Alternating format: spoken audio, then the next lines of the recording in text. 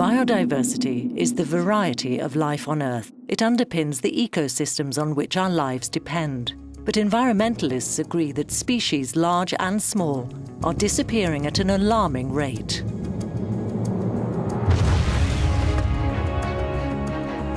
The mining of minerals may not seem an obvious partner for wildlife, but quarries and mineral extraction sites in Europe are providing a lifeline for many often endangered species to thrive. These sand martins have flown 5,000 kilometers from Africa looking for a place to nest. A cliff face in this active sand quarry in Belgium provides the perfect soft surface for the birds to make their home. Without this, they would have nowhere to breed. The regulation of rivers has destroyed many of their natural habitats in riverbanks.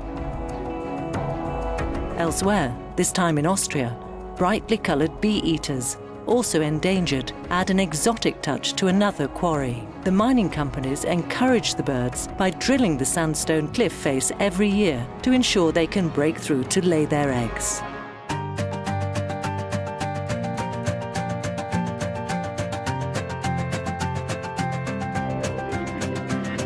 Minerals play an essential role in our lives, in the manufacture of so many daily necessities.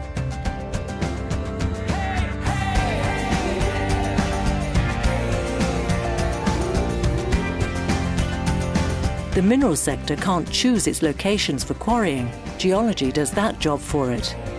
But it can choose how to conduct business in a way that can protect biodiversity for future generations. This is one of the most important nature conservation areas in Britain. Until 1991, it was a working quarry. When extractions ended, the mineral company began a large-scale restoration project. Much biodiversity loss is due to the destruction of habitats through overdevelopment or changes in agriculture. With effectively a blank canvas, this was a chance to create a mosaic of different habitats: heathland, wetlands, woodland, which has encouraged a number of rare plants and reptiles. A large percentage of nature reserves actually now occur on old, restored and disused quarries. So quite often you're taking away something of relatively poor ecological value and replacing it that's usually something very high ecological value. More than 700 of the UK's sites of special scientific interest are on former quarry sites. And more mineral companies around Europe now have their own biodiversity action plans. Rehabilitation of any quarry involves huge earth moving, landscaping and replanting. On the Greek island of Milos, it took 7 years to restore a former bentonite quarry.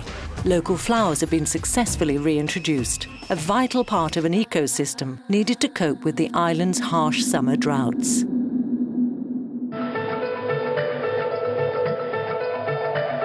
The eagle owl, the largest owl in Europe, also has the mineral sector to thank in part for its survival. Endangered and strictly protected, it's found new breeding grounds in rock quarries in a number of places in Europe. Ornithologists are excited to see the numbers of this stately species starting to increase.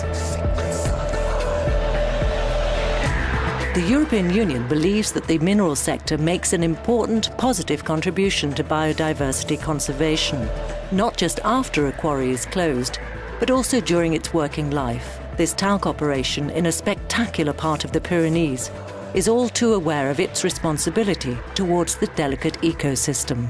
Environmental issues are important in Tremounts because we are on the top of the mountain in a very scenic area, in a touristic area.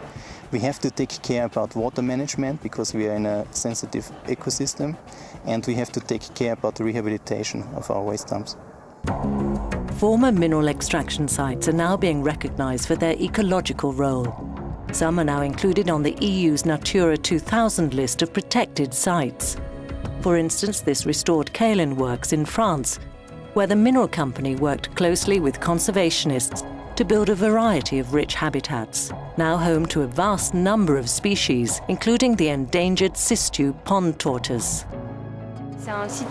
It's a very interesting site with very different environments. What's interesting is to see the background to this site, to to see how a quarry and the naturalist associations understood each other to create a natural space out of this sort of area.